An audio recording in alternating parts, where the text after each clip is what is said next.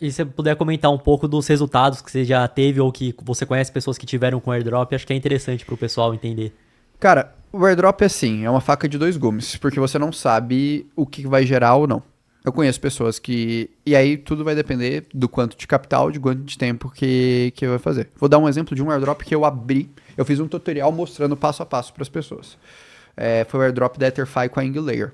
A EtherFi Angulayer era uma plataforma que você pegava seu Ether, seu Ethereum, e você travava o Ether para ganhar rentabilidade naquilo. O Só airdrop isso. é quando o token vai ser lançado, Vai né? ser lançado. A EtherFi não tinha token, a Angler não tinha token, mas existia uma promessa significativa. E eram dois projetos grandes, auditados, tipo assim, tinha uma robustez muito, muito significativa, assim. Os maiores fundos de investimento investiram naquilo, e a gente tem que entender isso de cripto, que às vezes as pessoas acham, pô, cara, você vai enfiar seu dinheiro em qualquer coisa aleatória, em qualquer site da internet. Não é isso. Você tem que estudar, você tem que entender, e hoje, grande parte desses projetos, eles são igual empresas. A diferença é que eles estão na blockchain e não estão no, vou dizer assim, usando servidores e estruturas do mundo convencional, eles estão usando servidores e estruturas dentro do mundo blockchain. Beleza. Eu fiz esse airdrop em janeiro desse ano. No final de janeiro desse ano eu fiz um vídeo mostrando. Eu peguei um Ether, na época o Ether valia $3.000, aproximadamente R$ 15.000, e eu travei esse um Ether na EtherFi. Demorou 5 minutos. E eu deixei lá rolar. Passou-se 2 meses e meio, 3 meses, saiu o airdrop da EtherFi. No airdrop da EtherFi, marcado a mercado, me deu mais ou menos uns $1.000. Deu 175 tokens. O token chegou a ser negociado ali na ordem de... No início foi a uns 3, $4, então me deu ali... Chegou a 5, $7. Então eu lembro que eu marquei... O momento que eu marquei a mercado, tava me dando $1.000. Pra situar o Dólar pessoal, você travou o Ethereum lá e você ganhou o token dessa rede que você de tava usando. graça. Aham. Eu não perdi meu Ethereum, então eu podia Exato, sacar meu sim. Ethereum ali. E depois veio o airdrop da Anglayer. O airdrop da Anglayer, ele me deu uns $1.200, uns 1.200 tokens da Anglayer. Na época, o token marcado a mercado estava a $10. Esse eu não podia vender, eu ainda não posso vender, eu vou vender agora. Agora está marcado a uns $8. Então, somando tudo, dava mais ou menos uns $2.000. O dólar estava mais ou menos uns R$ 5. Fiz R$ 10.000, alocando esses 15. Esses 15, peguei o upside de valorização do Ethereum. Se eu quisesse sacar, teria todo o lucro, toda a operação. O que eu gastei? Gastei com taxa. Gastei uns $10, $15 de taxa para travar meu capital, mas uns $10 para uns 10, $20 para fazer o claim dos tokens. Beleza. Existe um exemplo melhor? Existe. O cara que fez essa mesma operação, tive um cliente que fez essa exata mesma operação com 0.1 Ethereum, $300. Esse cara também teve um resultado parecido com o meu, ganhou uns R$ 9.500. Então, pô, ali um retorno bem maneiro. Se travou o Ethereum, deixou lá, teve sorte, mas óbvio, ali foi um airdrop mais fácil. Agora, eu conheço outros caras, assim, que já fizeram milhares e milhares de dólares. O analista, por exemplo, lá, que toca a carteira de airdrops da nossa comunidade fechada, só em ZK Sync fez $120.000, R$ 120.000 em um airdrop.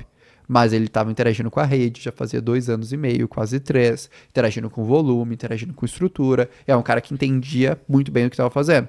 Então, assim, o airdrop, ele vai muito disso. E no final do dia, ele é uma operação financeira como outra qualquer dentro do mercado de cripto, que você vai ali pegar protocolos novos e farmar liquidez, farmar operações. E em cripto tem muito disso. Cripto é um mercado, eu sempre vou falar, cripto recompensa early adopter. Cara, se você pega uma onda que está crescendo no mercado de cripto naquele ciclo e você é o early adopter dela, Você você chega antes, ganha muito dinheiro. que basicamente a rede vai lançar o token dela, ela vai distribuir pra alguém. Então ela Sim, distribui pra quem interage dentro do ecossistema quem dela, é interage dentro do basicamente isso. ecossistema. Mas assim, e aí, essa é a vantagem, porque como provavelmente eu tô falando grego para grande parte das pessoas que nunca ouviu falar sobre cripto, ou que nunca, ou até mesmo para as pessoas que ouviram falar sobre cripto, investem em Bitcoin e Ethereum e falam, pô, cara, eu já sou descolado, sou um cara diferentão. Só que, cara, vai criando barreiras. A primeira barreira para você entrar em cripto é você ter coragem de abrir uma conta no corretora e comprar. Depois disso, você tem que ter coragem de sacar da corretora e ir para a carteira. Depois de sacar e ir para a carteira, você tem coragem de usar uma aplicação na blockchain. De colocar lá pra interagir na tua carteira. E depois de interagir na sua carteira. Depois de você ter coragem de fazer interação no blockchain, você pegar uma interação ainda mais nova, ainda mais recente e fazer a mesma operação. E aí vai aumentando o grau de complexidade. Você concorda comigo? Se eu sou uma empresa mais nova e eu quero atrair o usuário até aquela ponta final, eu tenho que dar uma recompensa ali no final. E é isso que acontece. Cripto é um mercado que tem muito dinheiro, tem muito fundo de investimento que aloca milhões de dólares. Anglayer, por exemplo, que foi esse airdrop que eu peguei, os caras tinham levantado $100 milhões na última rodada deles da A16Z. Que é como se fosse uma startup, né? Que é como se fosse startup. Galera. Foi uma startup que fez uma rodada de 500 milhões de reais de investimento. Você concorda comigo que essa startup tem muito dinheiro para criar incentivo? Sim. É a mesma coisa assim. O airdrop, se eu fosse fazer a analogia mais básica, é a mesma coisa quando você vai lá e você cria a sua conta. Na época que a Uber não era consolidada, que o iFood não era consolidado, você criava a sua conta no iFood ou na Uber, você ganhava um monte de cupom. Uhum.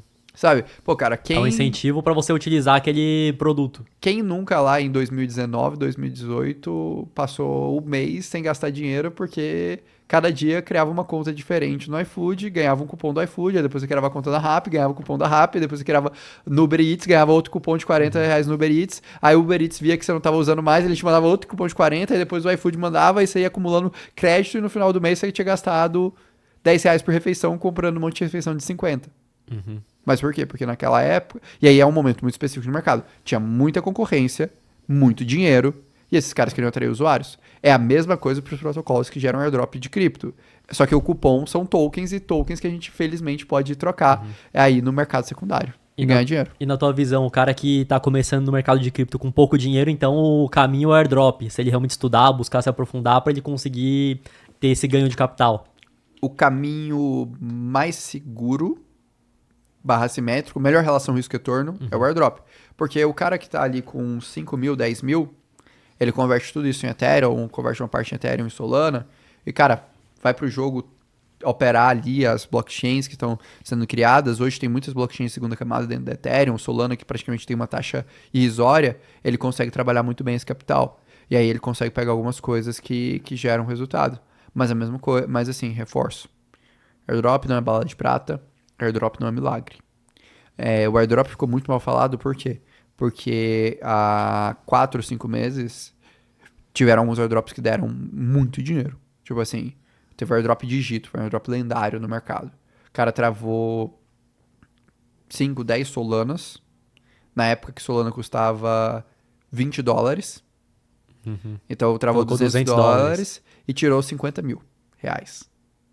Foi um dos maiores airdrops da história do mercado de cripto por unidade investidor. Então, depois que isso aconteceu, um monte de gente que nunca tinha feito nada, caraca, velho, Pogito, deu esse dinheiro todo, vou fazer. E aí, naturalmente, Se tem mais pessoas nesse meio...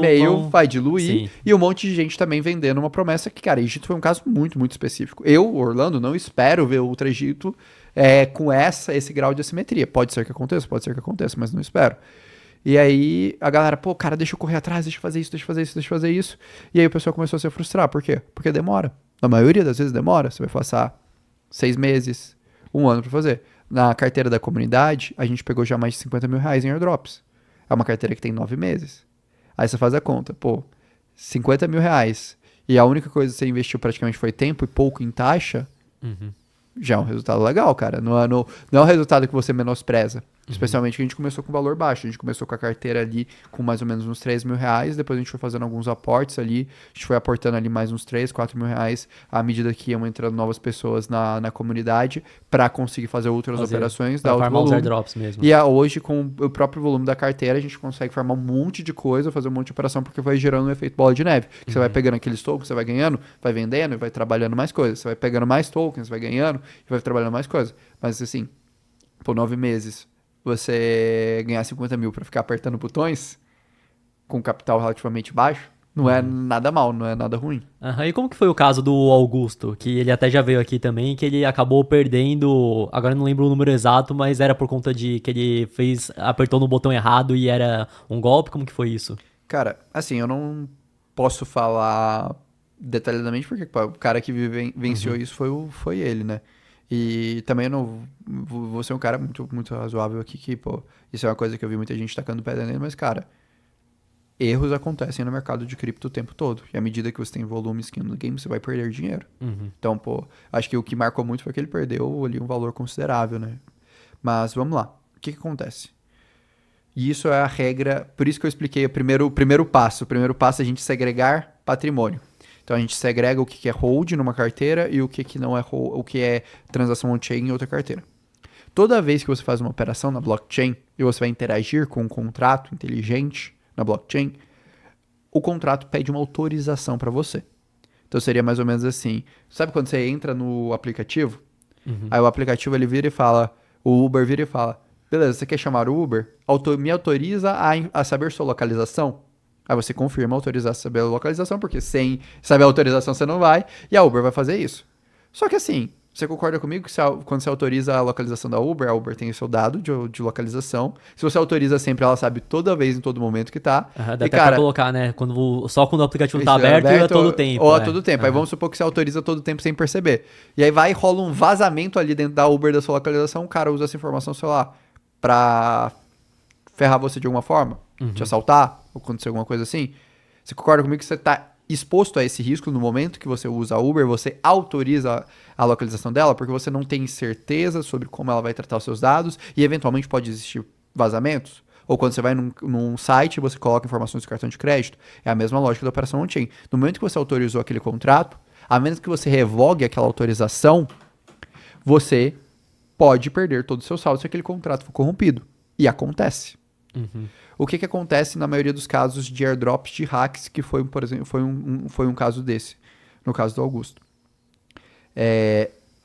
A pessoa vai lá, vai interagir com a página, vê um contrato, acha que aquela página é a página verdadeira, aquela informação é verdadeira, e autoriza aquele contrato a fazer a operação.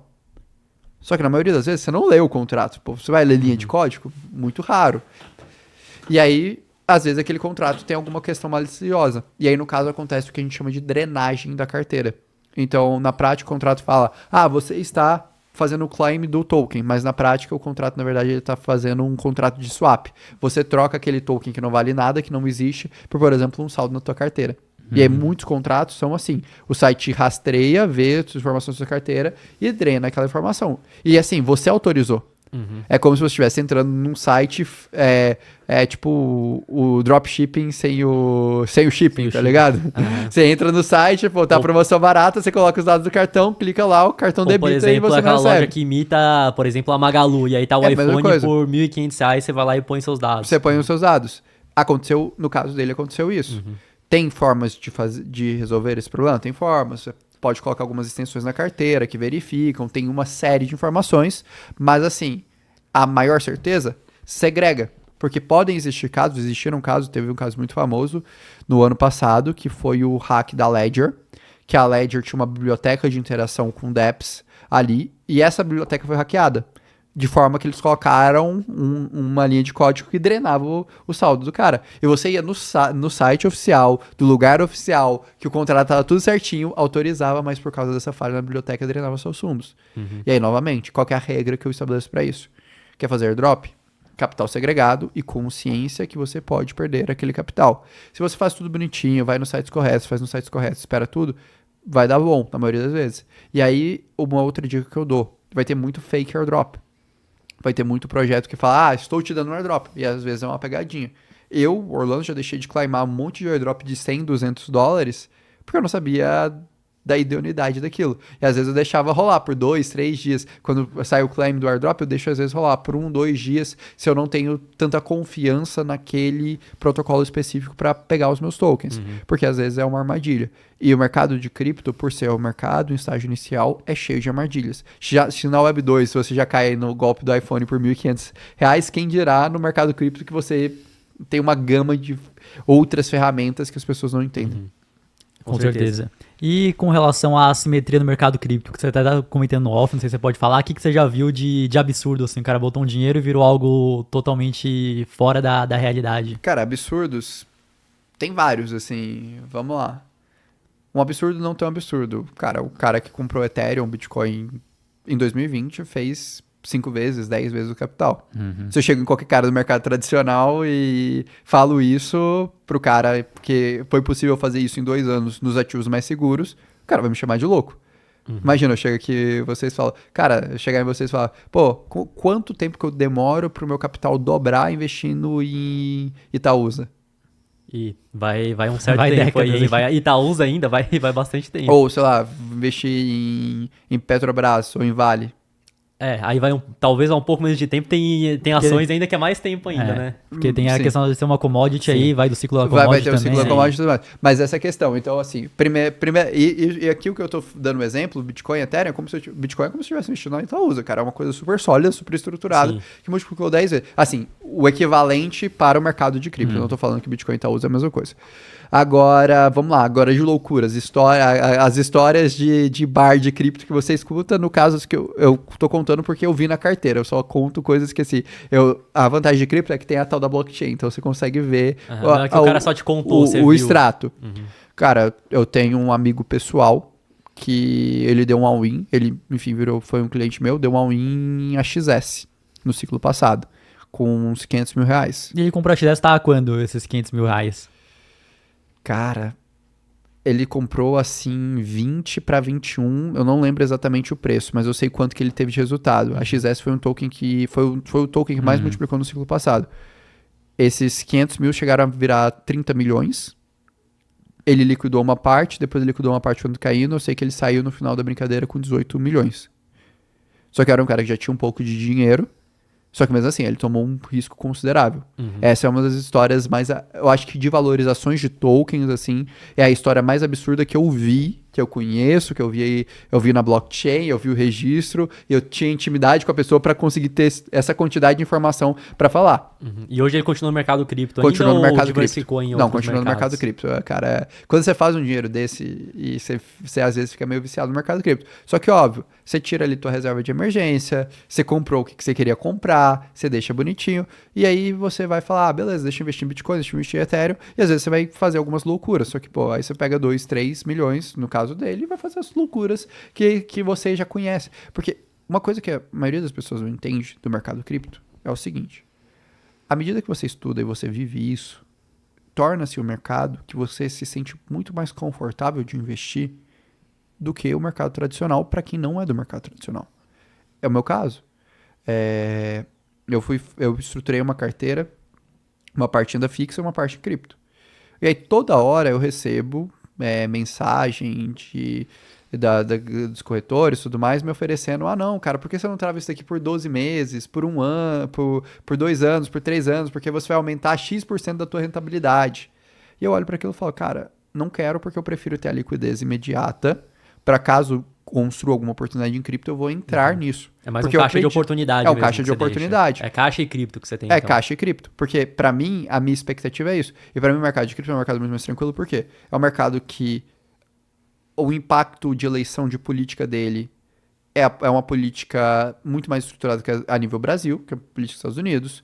A dinâmica cíclica deles são de economias muito mais estáveis, são as maiores economias do mundo que impactam os ciclos deles, e não aqui que a gente tem muita canetada, tem muita coisa esquisita que às vezes acontece. E toda a estrutura desse mercado é um mercado que eu me sinto muito confortável, é um mercado que eu estudo toda hora.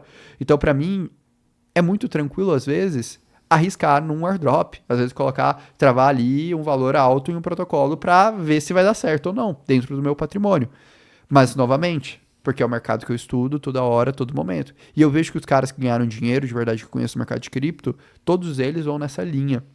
Eles olham pra isso e falam, pô, cara, deixa eu jogar esse jogo aqui, porque esse é o jogo que eu me sinto confortável. É a mesma coisa do cara que deu o primeiro exit numa startup, cara. Muito raramente o cara que vendeu a sua primeira startup, ele vai pegar esse dinheiro, botar tudo debaixo do colchão e se aposentar. Muitas vezes vira investidor anjo de Ele outras vira startups. investidor anjo, ou ele vai querer fazer os próximos negócios, porque ele já entendeu aquela lógica, aquele game. E eu falo, cara, a alocação de cripto, não existe uma regra, não é 1%, 5%, 10%. A alocação de cripto varia de acordo com o teu conhecimento. Isso pra mim vale pra qualquer mercado. Pô, o Orlando, se eu for, apesar de eu estar acostumado com a volatilidade de cripto, se eu for entrar no mercado de ações do Brasil, provavelmente eu vou tomar um ferro gigantesco. Porque eu não entendo a dinâmica. Eu não entendo como funciona. Eu não entendo como funciona todos os trejeitos de valuation, etc. É um mercado que eu vou entrar cru. Provavelmente vocês vão dar se a gente for montar uma carteira juntos, cara, vocês vão ter uma carteira muito melhor de ações do que eu, porque eu não entendo. E eu tenho paz nisso. Eu conheço É onde gestores, você pessoas. tá confortável de investir e vai Mas, dormir tranquilo. Em contrapartida, cara, eu durmo muito mais tranquilo tendo Bitcoin na minha carteira. Porque eu entendo, porque pra mim ali eu tô disposto, porque eu tenho noção da minha liquidez, eu tenho noção do tamanho daquele mercado, do crescimento daquele mercado. As minhas empresas, em grande parte, estão nesse nicho. Pô, você tá correndo risco sistêmico, eu tô correndo risco sistêmico, mas eu estou disposto a correr esse risco sistêmico pelo tamanho que eu acredito que esse mercado vai ter.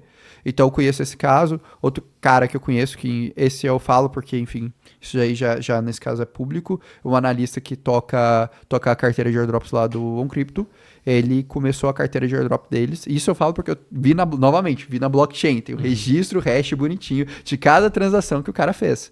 Ele começou com $150, ele foi farmar um airdrop que deu muito bom, que foi o airdrop de Arbitrum, ele passou 2 anos farmando o airdrop de Arbitrum. O airdrop de Arbitrum dele deu $10 mil, então virou $50 mil.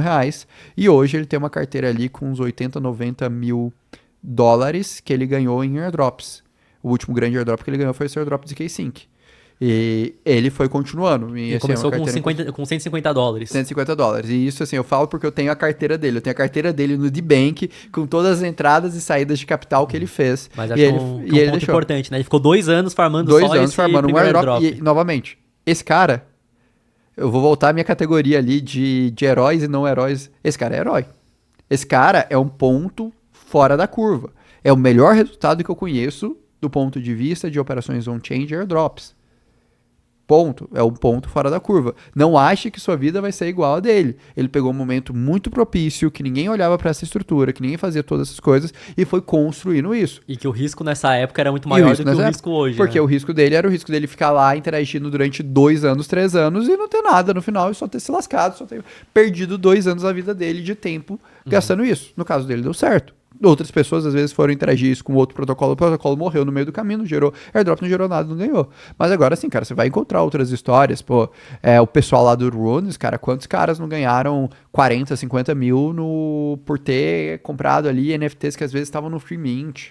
Pô, o Caio Vicentino, que é outro grande amigo meu, pô, é bom pra caramba na parte on-chain, fez ali alguns milhares de reais que eu sei, bem próximo da ordem de milhões, treinando runes, fazendo as operações ali dentro. E é um cara já experiente de mercado. Então, existem as histórias, só que, novamente, sempre quando você lê uma história, escutar uma história dessa, e eu falo Não é a isso... regra, né? Entenda, não é a regra.